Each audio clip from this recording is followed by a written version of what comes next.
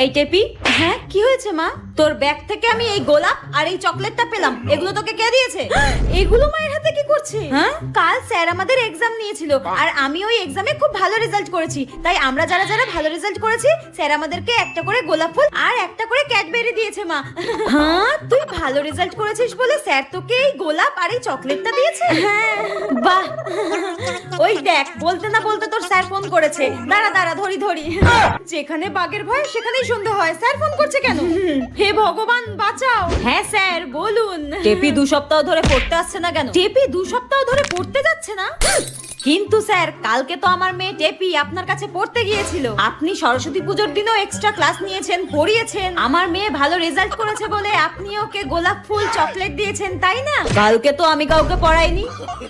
ঠিক আছে, আপনি রাখুন, আমার মেয়েকে আমি দেখছি। টেপি তুই আজকে শেষ আমার হাতে, তোকে আজকে আমি